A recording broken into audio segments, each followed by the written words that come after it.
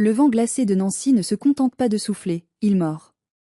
Il s'infiltre à travers les couches de vêtements inadéquats, traverse la peau et s'installe directement dans les os, vous rappelant à chaque seconde que vous n'êtes rien face à l'hiver lorrain. Je m'appelle Mélusine, j'ai 25 ans, et en ce mois de décembre, je n'étais plus une restauratrice de livres anciens passionnés.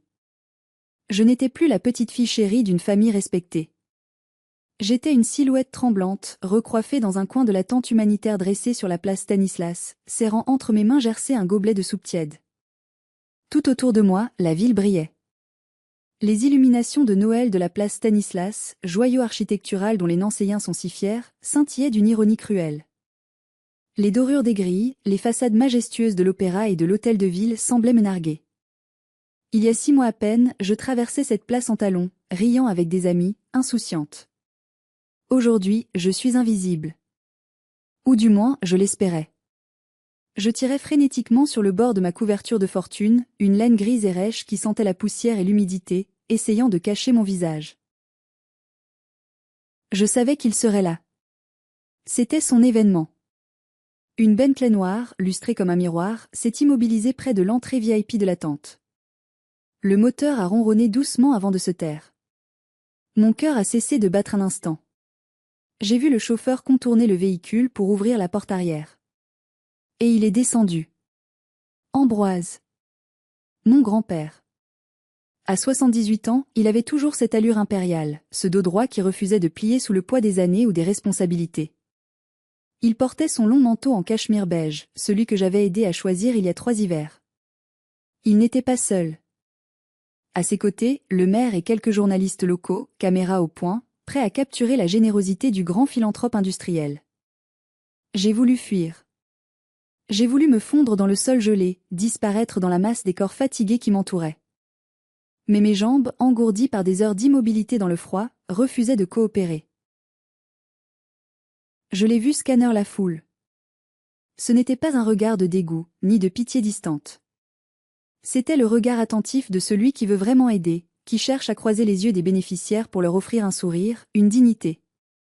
Son regard a balayé la première rangée, puis la seconde. Et puis, il s'est arrêté. Sur moi. Le temps s'est figé. Le brouhaha de la foule, le cliquetis des cuillères, le vent sifflant, tout s'est tu.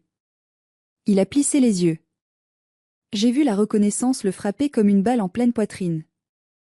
Son visage a blêmi, passant d'un teint rosé par le froid à une pâleur mortelle.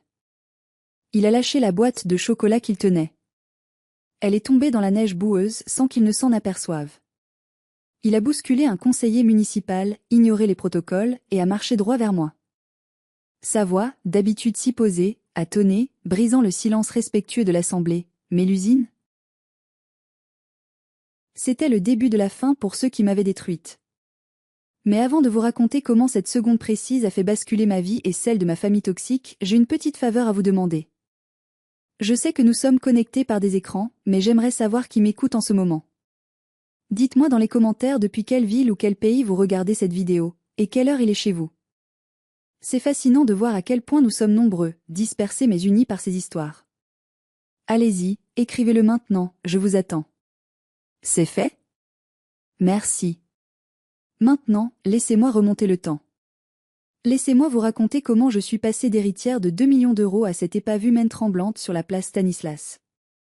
Tout a commencé 6 mois plus tôt, le jour de mes 25 ans. C'était un matin de juin radieux, où l'air sentait le tilleul et la promesse de l'été. Je travaillais dans l'arrière-boutique d'un atelier de restauration de livres anciens dans le vieux Nancy. J'adorais ce métier. L'odeur du papier vieux de plusieurs siècles, la colle d'amidon, le cuir tanné. C'était un travail de patience et de silence, tout le contraire du monde bruyant et superficiel dans lequel mes parents et ma sœur aînée, Priscille, évoluaient. Ce jour-là n'était pas un anniversaire ordinaire. C'était la date butoir. La date inscrite sur le testament fiduciaire que mon grand-père Ambroise avait mis en place 15 ans plus tôt, avant de partir pour une longue convalescence cardiaque en Suisse.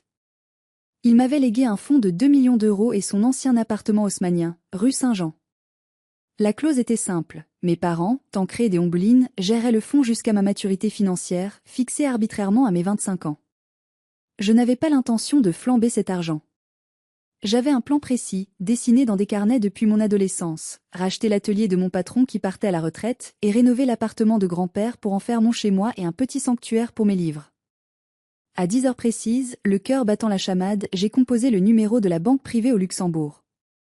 J'avais préparé mes documents, ma voix, tout. Bonjour, je suis Mélusine Valois. Je vous appelle pour la levée de tutelle sur le compte numéro FR78. Il y a eu un silence au bout du fil. Un silence trop long. Puis des bruits de clavier frénétiques. Mademoiselle Valois. La voix du banquier, Monsieur Lefebvre, habituellement si professionnel, tremblait légèrement. Je crains qu'il y ait un malentendu. Un malentendu, ai-je répété, sentant une boule de glace se former dans mon estomac.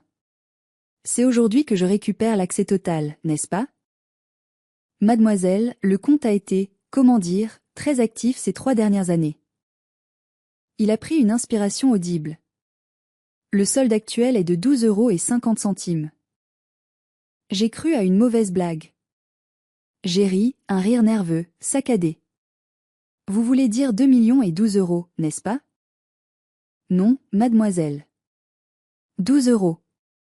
La quasi-totalité des fonds a été liquidée via des virements autorisés par vos tuteurs légaux, monsieur et madame Valois, pour des motifs d'investissements immobiliers et de frais de gestion exceptionnels. Le monde a commencé à tourner autour de moi. Les étagères de livres semblaient s'effondrer. Et l'appartement? L'appartement rue Saint-Jean? Il a été vendu il y a 4 mois, mademoiselle. L'acte de vente a été signé par vos parents en votre nom, via la procuration générale que vous auriez signée à vos 18 ans. Je n'avais jamais signé de procuration générale. Jamais. Mes mains se sont mises à trembler si fort que j'ai laissé tomber le combiné. 12 €. Tout ce que mon grand-père avait construit pour moi, tout ce qui devait assurer mon avenir, s'était volatilisé. Et les coupables n'étaient pas des voleurs masqués. C'étaient les personnes qui m'avaient donné la vie. Je devais en avoir le cœur net. Je devais voir l'appartement. J'ai quitté l'atelier en courant, sans même prendre mon sac à main, juste mon téléphone et mes clés de voiture. Je conduisais ma vieille Twingo comme une folle à travers les rues de Nancy, grillant presque un feu rouge. L'appartement du grand-père. C'était mon refuge mental. Même si je n'y habitais pas encore, j'avais les clés. J'y allais parfois pour aérer, pour caresser les boiseries, pour imaginer ma future bibliothèque. Arrivé rue Saint-Jean, je me suis précipité vers la lourde porte en chêne de l'immeuble. J'ai inséré ma clé. Elle est entrée, mais elle a refusé de tourner. J'ai forcé. J'ai secoué la poignée. Rien. C'est impossible, c'est impossible. Je murmurais, les larmes commençant à brouiller ma vue. La porte s'est ouverte soudainement, mais pas grâce à ma clé. Un homme en costume impeccable, dossier sous le bras, en sortait. Il m'a regardé avec surprise, moi, échevelé, en tablier de travail, en train d'agresser la serrure. Mademoiselle? Je peux vous aider? C'est mon appartement, ai-je crié. La clé ne marche plus. L'homme a froncé les sourcils. Vous parlez du 3e étage? L'ancien appartement Valois? Il a prononcé le mot ancien comme on plante un clou. Il a été vendu en mars. Les nouveaux propriétaires, une société d'investissement locatif, ont changé toutes les serrures la semaine dernière pour commencer les travaux de division. Ils vont en faire des studios pour étudiants. Des studios.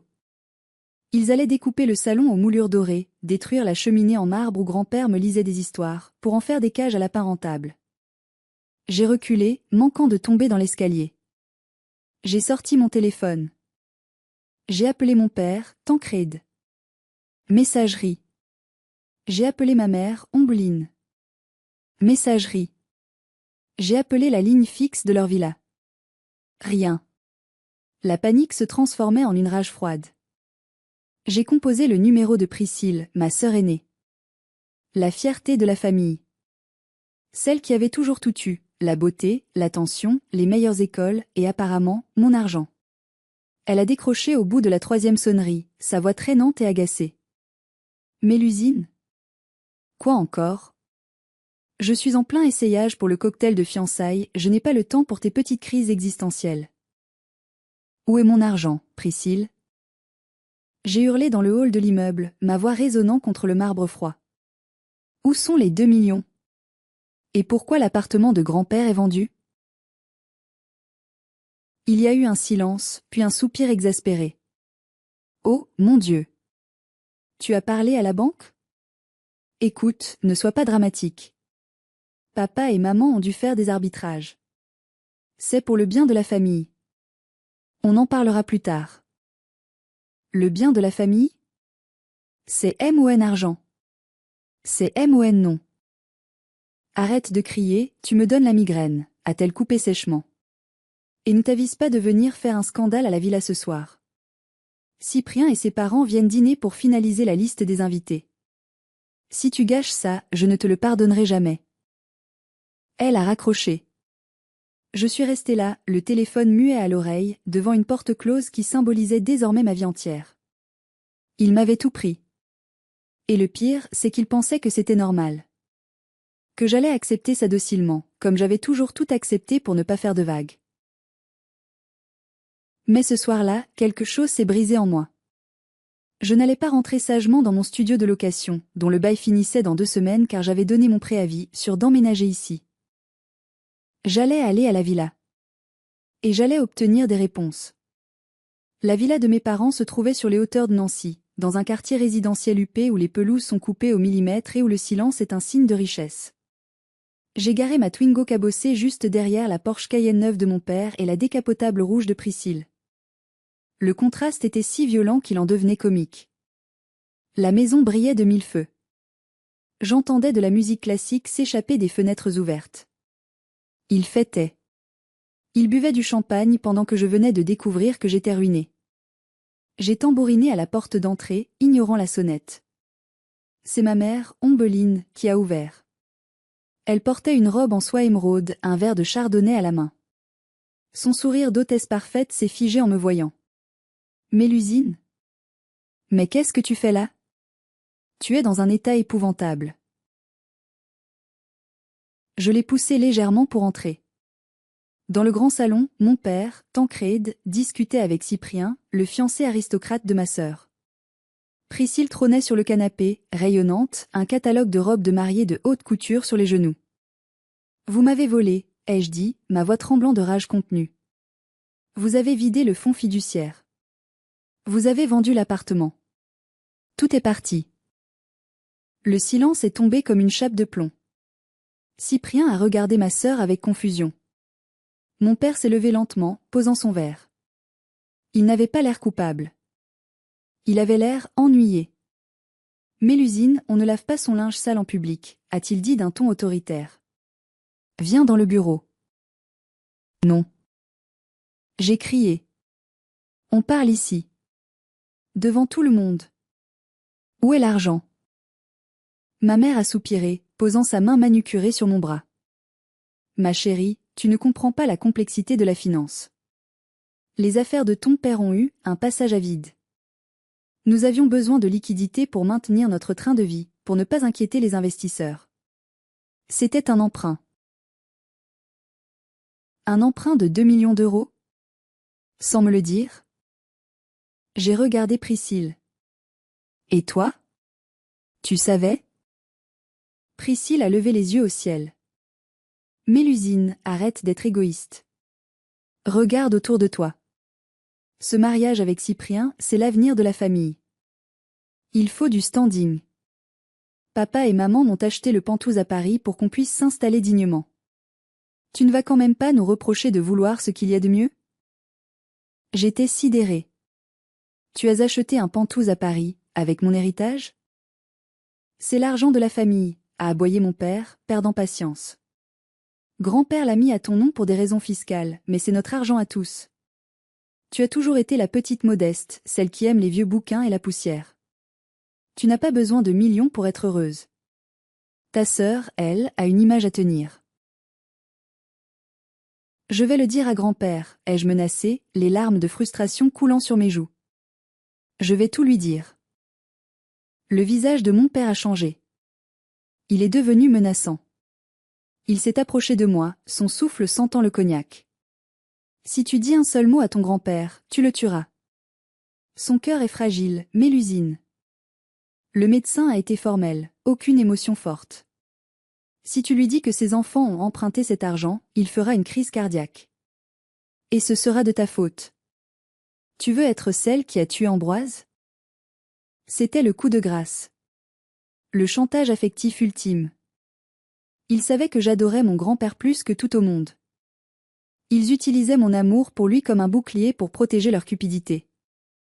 C'est un moment que je n'oublierai jamais. Cette sensation d'impuissance totale face à sa propre famille. J'aimerais faire une pause ici et vous poser une question sincère. Si vous étiez à ma place, face à vos parents qui vous disent qu'ils ont volé votre avenir pour payer le luxe de votre sœur, et qu'ils menacent la vie de votre grand-père si vous parlez, qu'auriez-vous fait? Auriez-vous crié? Auriez-vous frappé? Dites-le moi dans les commentaires. J'ai besoin de savoir si ma réaction était normale. Parce que ce que j'ai fait ensuite m'a coûté tout ce qu'il me restait. Je suis restée figée un instant, digérant la menace de mon père. Puis, la colère a pris le dessus sur la peur. Vous êtes des monstres, ai-je craché. Je m'en fiche. Je vais aller à la police. Je vais porter plainte pour abus de confiance et faux et usage de faux. La banquier m'a parlé de procuration signée. Je n'ai jamais rien signé. La menace policière a fait réagir ma mère. Son masque de douceur s'est fissuré. Tu oses, a-t-elle sifflé. Après tout ce qu'on a fait pour toi? On t'a nourri, logé, éduqué. Et tu veux nous envoyer en prison? Petite ingrate. Mon père m'a saisi par le bras, ses doigts s'enfonçant douloureusement dans ma chair. Il m'a traîné vers la porte d'entrée. Cyprien regardait la scène, bouche bée, trop lâche pour intervenir. Priscille, elle, buvait son champagne, un petit sourire satisfait aux lèvres. Sors d'ici, a grondé mon père en me jetant sur le perron de pierre. Tu ne fais plus partie de cette famille. Et ne t'avise pas de revenir pleurnicher quand tu auras besoin d'argent. Tu es morte pour nous. Attends, a crié Priscille. Elle est sortie, ses talons claquant sur le marbre. Elle a sorti un billet de 50 € de son sac à main de luxe et me l'a jeté au visage. Le billet a voleté avant d'atterrir dans la boue près de mes chaussures. Tiens. Pour l'essence. Ne reste pas devant la grille, ça fait mauvais genre pour les voisins. La lourde porte en chêne s'est refermée avec un bruit sourd, définitif. J'ai entendu le verrou tourner. J'étais seule, dans la nuit, avec 50 € dans la boue et une famille qui venait de m'effacer. Je suis retournée à ma voiture, tremblante. Je ne pouvais pas rentrer chez mes parents. Je ne pouvais pas aller dans l'appartement de grand-père. Et mon studio? J'avais rendu les clés ce matin même, pensant emménager rue Saint-Jean le lendemain. Le propriétaire avait déjà un nouveau locataire qui arrivait le lendemain matin à 8 h. J'avais toutes mes affaires dans des cartons, entassés dans le coffre et sur la banquette arrière de ma Twingo. Cette nuit-là, j'ai conduit jusqu'à un parking de supermarché désert en périphérie de Nancy. J'ai incliné le siège autant que je pouvais, coincé entre une pile de livres à restaurer et ma valise de vêtements. Il ne faisait pas encore trop froid, c'était juin, mais je grelottais. Pas de froid, mais de choc. J'ai pleuré jusqu'à ne plus avoir de larmes. J'ai regardé le plafond délavé de ma voiture, réalisant que c'était désormais mon seul toit. J'étais une SDF. Moi, Mélusine Valois, héritière théorique d'une fortune, je dormais sur un parking entre un caddie abandonné et un lampadaire clignotant. Je pensais que c'était le fond du gouffre. Je me trompais lourdement. La descente aux enfers ne faisait que commencer, et l'été allait passer bien plus vite que je ne l'imaginais. Les premières semaines, on se berce d'illusions. On se dit que c'est temporaire. J'ai appelé Zélie, ma meilleure amie depuis le lycée. Elle a tout de suite accepté de m'héberger. Reste aussi longtemps que tu veux, Mélusine. C'est horrible ce qu'ils t'ont fait. Mais Zélie vivait dans un petit étroit avec son mari et ses beaux-parents, qui étaient là pour une courte visite de 3 mois. Je dormais sur le canapé du salon. Chaque matin, je devais me lever à 5 h pour plier ma couverture avant que son beau-père ne se lève pour regarder la télé. Je voyais les regards. Je sentais la tension. Je n'avais pas d'argent pour contribuer aux courses, mon salaire d'apprentie restauratrice suffisant à peine à payer l'essence et la nourriture la plus basique. Au bout de 2 semaines, j'ai entendu une dispute à travers la cloison fine. Elle compte rester là jusqu'à Noël? On n'est pas l'armée du salut. Elle mange notre pain, elle utilise notre eau chaude. C'était la belle-mère de Zélie. Mais elle a des problèmes. Défendait Zélie, mais sa voix était faible. Je n'ai pas attendu qu'on me mette dehors. Ma fierté était la seule chose qui me restait. Le lendemain matin, j'ai laissé un mot disant que j'avais trouvé une chambre chez une collègue. C'était un mensonge. Je suis retournée dans ma voiture. C'est là que la vraie déchéance a commencé. Essayer de maintenir une apparence normale au travail devenait un tour de force. Je me lavais dans les toilettes publiques des parcs ou dans les lavabos du travail avant que les autres n'arrivent. Je défroissais mes vêtements avec mes mains. Je mangeais des sandwichs triangles premier prix. Mes collègues ont commencé à remarquer. Tu as l'air fatigué, Mélusine. Tu as maigri, tout va bien? Je souriais, je mentais. Oui, oui, juste un régime et je fais beaucoup de sport. Le sport de la survie, oui. Dormir dans une voiture est épuisant. On ne dort jamais vraiment. On somnole, une oreille aux aguets, terrifié qu'un policier vienne frapper à la vitre ou qu'un agresseur ne tente d'ouvrir la portière. J'avais peur de tout. L'été a cédé la place à l'automne. Les nuits sont devenues fraîches, puis froides. L'humidité de la rivière Meurthe s'infiltrait dans l'habitacle. Je commençais à tousser. Un jour, en octobre, j'ai croisé ma mère et Priscille en ville. Elle sortait d'une boutique de luxe, les bras chargés de paquets. Je me suis cachée derrière un kiosque à journaux, le cœur battant à tout rompre. J'avais honte. Honte de mes cheveux ternes, de mon manteau qui commençait à s'user, de mes chaussures qui prenaient l'eau. Elles riaient. Elles avaient l'air si légères, si heureuses. Mon argent finançait leur bonheur, pendant que je comptais les centimes pour m'acheter une baguette. Je me suis demandé si je devais aller voir grand-père. Mais la menace de mon père résonnait dans ma tête, tu vas le tuer. Je ne pouvais pas prendre ce risque. Je préférais mourir de froid que d'être responsable de la mort de la seule personne qui m'avait aimé. Mais le destin a décidé de me frapper encore plus fort. Le coup de grâce est arrivé un mardi de novembre, sous une pluie battante. Ce mardi-là, ma voiture a refusé de démarrer. Batterie morte. S'était garée sur une place payante et je n'avais plus de monnaie pour l'horodateur. Je suis partie travailler à pied, sous la pluie, espérant régler le problème le soir. Quand je suis revenue le soir, trempée et épuisée, ma place de parking était vide. Mon sang s'est glacé. J'ai cru qu'on l'avait volée. J'ai couru vers un commerçant voisin. La Twingo verte? La fourrière l'a embarquée il y a 1 heure. Stationnement abusif et défaut de contrôle technique. La fourrière. Ce n'était pas juste une voiture. C'était ma maison. C'était mon dressing. C'était mon coffre-fort. Tous mes vêtements chauds, mes outils de restauration, qui valaient une fortune, mes souvenirs, mes photos de grand-père. Tout était dedans. J'ai couru jusqu'au dépôt de la fourrière, à l'autre bout de la ville. Le gardien, un homme bourru, a consulté son ordinateur. Pour la récupérer, c'est 150 € d'enlèvement, plus 20 € de frais de garde par jour. Et il faut présenter l'assurance à jour et le contrôle technique valide. Je n'avais pas 170 €. J'avais 12 € sur mon compte et 4 € en pièces dans ma poche. Et le contrôle technique était périmé depuis 2 mois, faute d'argent pour les réparations. S'il vous plaît, ai-je supplié, pleurant sans retenue. Laissez-moi juste prendre mes affaires dans le coffre. Juste mes vêtements. Interdit d'accéder au véhicule tant que l'amende n'est pas réglée. C'est le règlement. Il a fermé la guichet vitrée devant mon visage. Je suis sortie, hébétée. La pluie se transformait en grésil.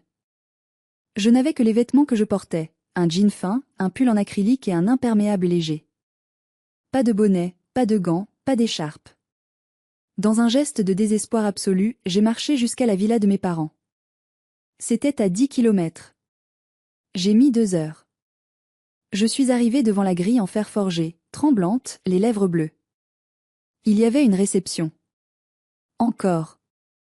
C'était une garden party d'automne sous des chapiteaux chauffés dans le jardin. Je voyais les serveurs passer avec des plateaux de petits fours. J'ai vu Priscille. Elle était près de la fontaine, magnifique dans une robe de cocktail rouge.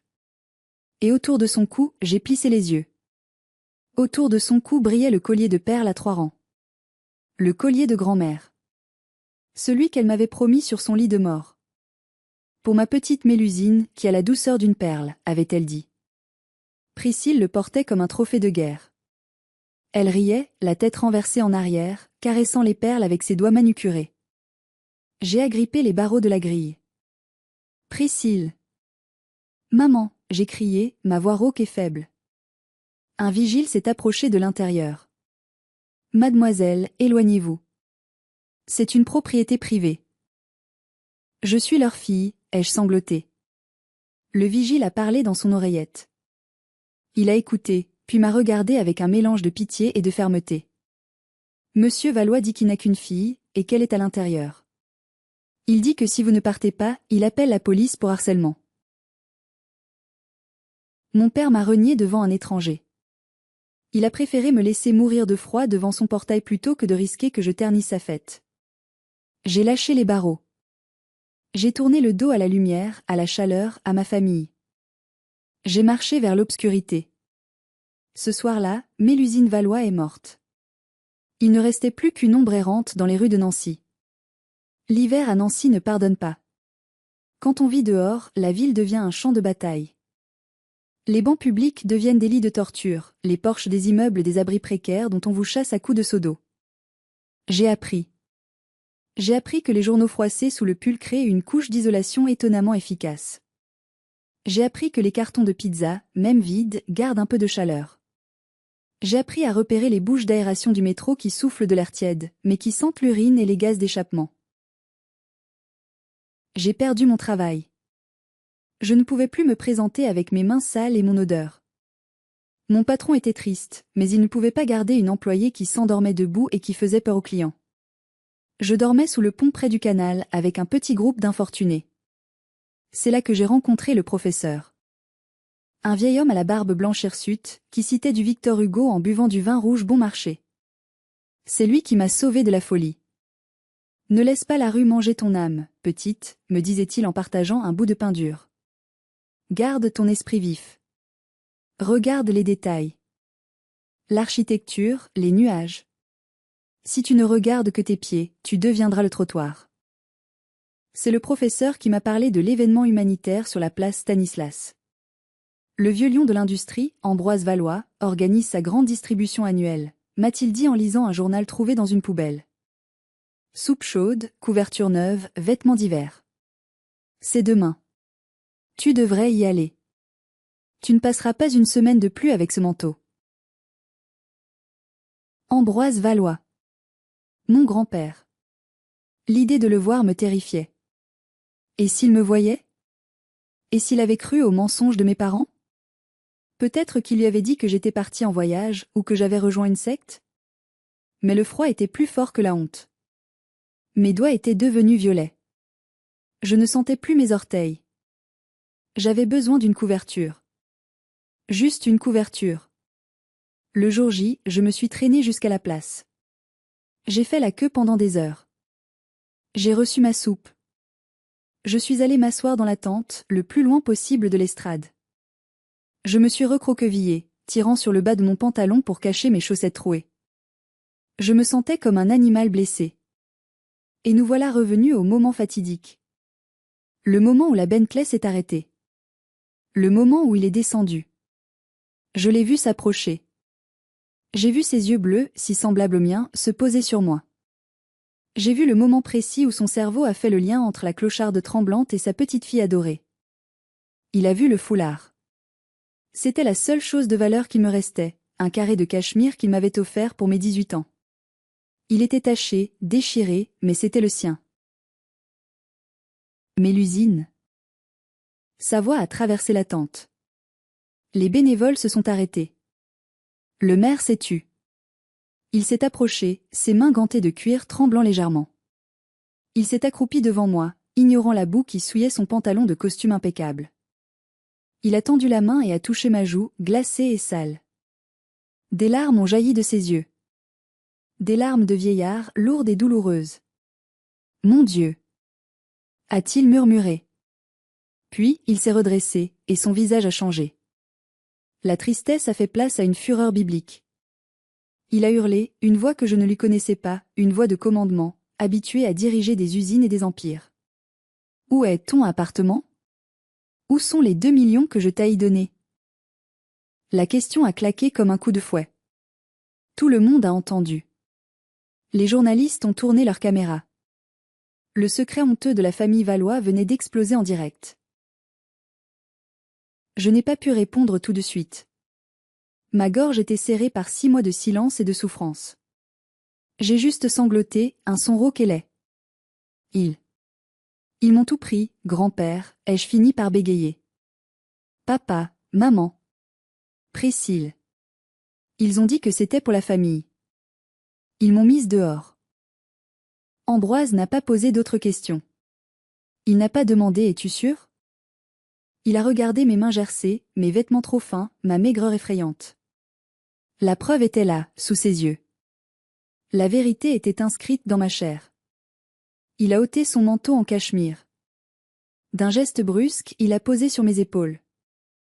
La chaleur du tissu, imprégnée de son odeur de tabac à pipe et d'eau de Cologne, m'a enveloppée. C'était la première chaleur humaine que je ressentais depuis l'été. Il m'a aidé à me lever. Mes jambes ont flanché, mais il m'a soutenu avec une force surprenante pour son âge.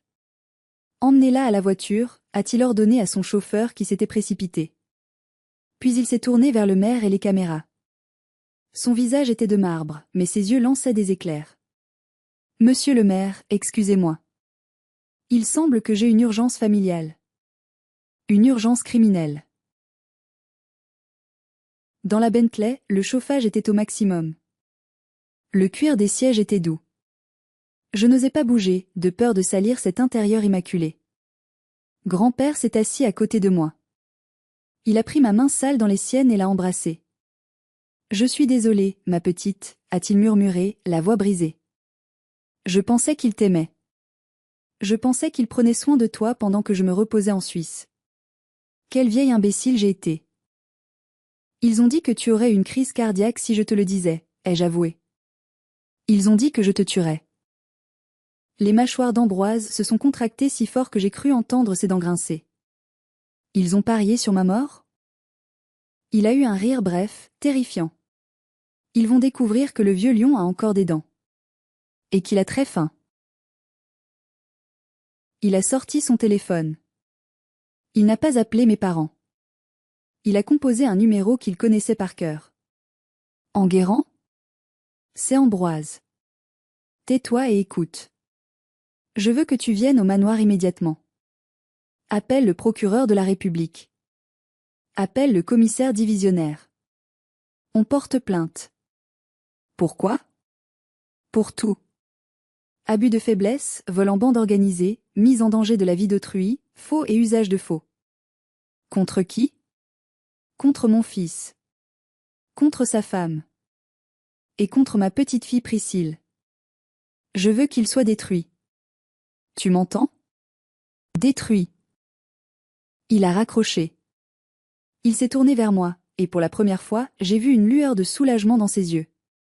C'est fini, Mélusine. Tu es en sécurité. Et eux, leur cauchemar commence maintenant. La voiture a glissé silencieusement hors de la place, m'emmenant loin de l'enfer, vers une guerre que nous allions mener ensemble. Le retour au manoir familial fut surréaliste. Les domestiques, choqués par mon état, se sont empressés de me préparer un bain chaud et un repas. J'ai passé 1 heure dans l'eau brûlante, regardant la crasse se dissoudre, pleurant silencieusement. Quand je suis sortie, enroulée dans un peignoir moelleux, maître Enguerrand était déjà là. Le bureau de grand-père s'était transformé en quartier général de guerre. Des dossiers étaient étalés partout. Enguerrand, un avocat de 60 ans aux allures de requin, tapait frénétiquement sur son ordinateur portable. C'est pire que ce que nous pensions, Ambroise, a-t-il annoncé sans préambule quand je suis entrée. J'ai accédé au relevé bancaire grâce à tes codes d'accès superviseur. Il a projeté un tableau sur le grand écran. C'était une liste interminable de virements. Regardez ça. 50 000 € pour frais de scolarité, Priscille a fini ses études il y a 3 ans. 120 000 € pour rénovation toiture sur une maison qu'il ne possède pas. Et ça. Il a pointé une ligne rouge. 450 000 € virés à une société écran aux îles Caïmans, puis rapatriés pour l'achat du Penthouse rue de Rivoli à Paris. Au nom de Priscille Valois. Et ma signature, ai-je demandé, la voix faible. Enguerrand a affiché un document scanné. Une procuration générale datée de mai 18 ans. C'est ta signature, Mélusine ? J'ai regardé l'écran. C'était une bonne imitation, mais la boucle du M était trop large. Non. Je n'ai jamais signé ça. Faux en écriture privée et usage de faux, a conclu Enguerrand avec un sourire carnassier. C'est du pénal. Il risque la prison ferme. Pas seulement du sursis. De la prison. Grand-père fixait l'écran, le visage gris. Ils ont pillé son avenir pour payer leurs caprices. Le mariage de Priscille, c'est ce week-end, n'est-ce pas ? Oui, ai-je confirmé. Au château de Lunéville. C'est le grand événement de l'année. Un sourire froid est apparu sur les lèvres d'Ambroise. Le château de Lunéville. Très bien. Enguerrand, peux-tu faire accélérer la procédure ? Je veux que les mandats d'arrêt soient prêts pour samedi. Samedi. C'est court, Ambroise. Il faut convaincre un juge d'instruction. Tu as les preuves. Tu as la victime ici présente, qui a vécu dans la rue. Et tu as mon influence. Fais-le. Je veux que la police soit là au moment où ils couperont la pièce montée. Les jours suivants ont été un tourbillon. J'ai été examiné par un médecin légiste pour attester de mon état de santé, malnutrition, hypothermie légère, traumatisme psychologique. J'ai fait ma déposition à la police. Raconter chaque détail, chaque insulte, chaque nuit froide a été une épreuve, mais voir le visage horrifié du policier me donnait de la force. Le samedi est arrivé. Je portais une robe neuve, bleu nuit, élégante et sobre. Grand-père a mis son plus beau costume. Prête ? M'a-t-il demandé en me tendant le bras. Prête, ai-je répondu. Mais mon cœur battait à tout rompre. Nous allions détruire ma famille. Mais comme disait grand-père, ils s'étaient détruits eux-mêmes le jour où ils m'avaient mise dehors. Le château de Lunéville était resplendissant. Des centaines d'invités en smoking et robes de soirée déambulaient dans les jardins illuminés. C'était le mariage du siècle pour la haute société locale. Priscille et Cyprien célébraient leur union, et surtout l'union de leur patrimoine supposé. Notre Bentley est arrivé, suivi de 2 voitures de police banalisées et d'un fourgon. Les vigiles à l'entrée, voyant Ambroise Valois, ont ouvert les barrières sans poser de questions, pensant que le patriarche venait enfin bénir l'union. Nous sommes entrés dans la grande salle de bal au moment des discours. Mon père, Tancrède, tenait un micro, un verre de champagne à la main. Il avait l'air éméché et triomphant. Et je suis fier de dire que nous n'avons épargné aucune dépense pour donner à notre Priscille la vie de princesse qu'elle mérite. La famille, c'est ce qu'il y a de plus sacré. La double porte s'est ouverte avec fracas. Grand-père est entré, sa canne claquant sur le parquet. Je marchais à ses côtés, la tête haute. Le silence s'est fait instantanément. La musique s'est arrêtée. Papa, a balbutié Tancrède, le visage blême. Mélusine. Priscille, dans sa robe blanche à 15 000 €, mon argent, a lâché son bouquet.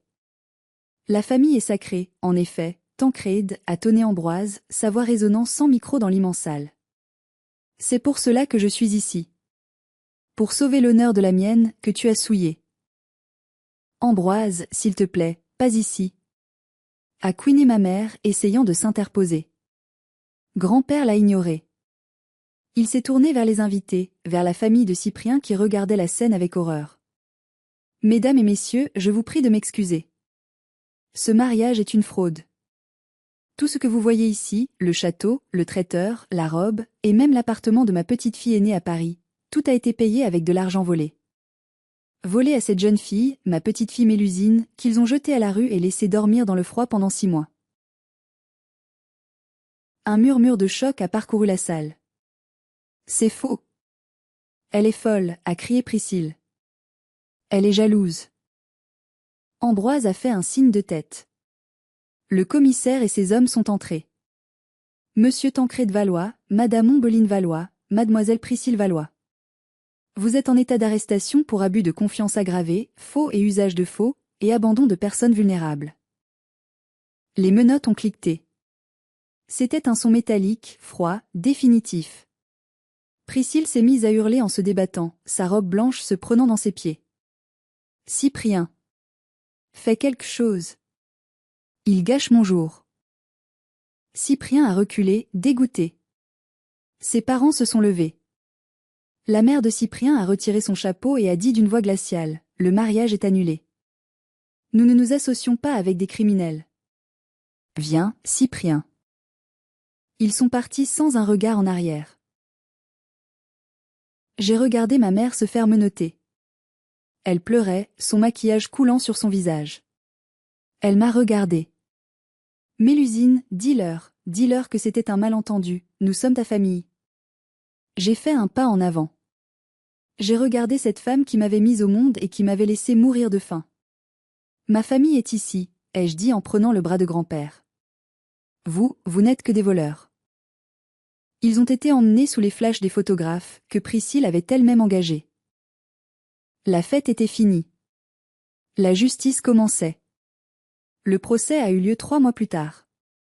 Ce fut l'événement judiciaire de l'année à Nancy. La salle d'audience était comble. Ce fut un spectacle pathétique. Dans le box des accusés, l'unité de façade de mes parents a volé en éclats. Tancrède a accusé Ombeline d'avoir des goûts de luxe insatiables et de l'avoir poussé à puiser dans le fond. Ombeline a accusé Tancrède d'être un gestionnaire incompétent qui voulait sauver son ego. Et Priscille. Priscille a joué la carte de l'ignorance. Je ne savais pas. Papa me donnait l'argent, je ne posais pas de questions. Je suis une victime aussi, a-t-elle pleurniché à la barre. C'est là que Maître Enguerrand a sorti l'arme fatale. Mademoiselle Priscille, vous dites ignorer la provenance des fonds et la situation de votre sœur? Il a sorti une liasse de papier. Voici des échanges de SMS extraits de votre téléphone, saisis par la police. 14 octobre, j'ai croisé la clocharde en ville. Elle avait l'air d'un rat. Heureusement qu'on a récupéré le fric avant qu'elle ne le gâche dans ses vieux bouquins. Réponse de votre mère, ne t'inquiète pas, elle n'osera rien dire. Concentre-toi sur ta robe. Un silence de mort a envahi le tribunal. Priscille est devenue écarlate. Le juge a retiré ses lunettes et l'a regardée avec un mépris non dissimulé. La cruauté dont vous avez fait preuve dépasse l'entendement, a dit le juge. Le verdict est tombé comme un coup près. Tancrède et Ombeline, 4 ans de prison dont 2 ans ferme. Remboursement intégral des sommes détournées avec intérêt. Dommages et intérêts pour préjudice moral, 500 000 €. Priscille, 18 mois de prison avec sursis, confiscation de tous les biens acquis avec l'argent du fonds, le pantouse, la voiture, les bijoux, et obligation de travaux d'intérêt général. Leur vie était finie. La villa a été saisie et vendue pour nous rembourser. Ils étaient ruinés, déshonorés, et allaient dormir en prison. En sortant du tribunal, j'ai respiré l'air frais du printemps. Grand-père m'attendait près de la voiture.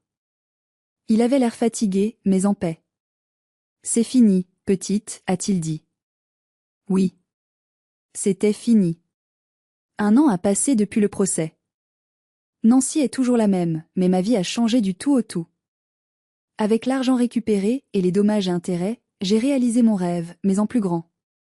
J'ai racheté l'atelier de restauration, mais j'ai aussi acheté le local d'à côté pour en faire une librairie-café solidaire. Le lieu s'appelle le Phénix. C'est un endroit où l'on restaure des livres, mais aussi des gens. J'ai créé un programme avec une association locale pour employer des jeunes en rupture familiale ou sans domicile fixe. Je leur apprends le métier, je leur donne un toit, j'ai aménagé des studios au-dessus de l'atelier, et surtout, je leur donne ce qu'on m'avait refusé, de la dignité et de l'espoir. Grand-père vient tous les après-midi boire son thé et lire le journal dans le coin le plus confortable du café. Sa santé décline doucement, mais il est heureux. Il est entouré d'amour, le vrai, pas celui qu'on achète. Je n'ai plus jamais parlé à mes parents. Je sais qu'ils sont sortis de prison récemment, mais ils n'ont pas osé m'approcher. Priscille travaille comme caissière dans une autre région, loin de la honte de Nancy. Le collier de perles a été vendu aux enchères, je l'ai racheté. Il est exposé dans une vitrine au café, comme un rappel. La vraie valeur n'est pas dans l'objet, mais dans l'histoire qu'il raconte. J'ai gardé le manteau en cachemire de grand-père. Parfois, quand l'hiver revient et que le vent souffle fort, je le mets sur mes épaules. Il me rappelle le froid de la place Stanislas, mais aussi la chaleur de la main de mon grand-père. Cette histoire m'a appris une leçon brutale mais nécessaire. Le sang ne fait pas la famille. La famille, ce sont les gens qui vous tiennent la main quand vous êtes au bord du gouffre, pas ceux qui vous y poussent. J'espère que mon histoire vous donnera le courage de vous battre si vous êtes victime d'injustice, même si elle vient de ceux que vous êtes censés aimer. Ne laissez personne vous voler votre avenir. Ne laissez personne vous rendre invisible. Merci de m'avoir écouté jusqu'au bout. C'était difficile de revivre tout ça, mais si mon témoignage peut aider ne serait-ce qu'une personne, alors ça en valait la peine. Si cette histoire vous a touché, s'il vous plaît, laissez un j'aime sur la vidéo, cela aide énormément à faire entendre notre voix. Et surtout, abonnez-vous pour ne pas manquer les prochaines histoires. J'aimerais aussi lire vos pensées dans les commentaires. Avez-vous déjà réussi à pardonner l'impardonnable? Ou avez-vous coupé les ponts comme moi? Partagez votre expérience, nous sommes ici pour nous écouter. Prenez soin de vous, et de ceux qui vous aiment vraiment. À bientôt.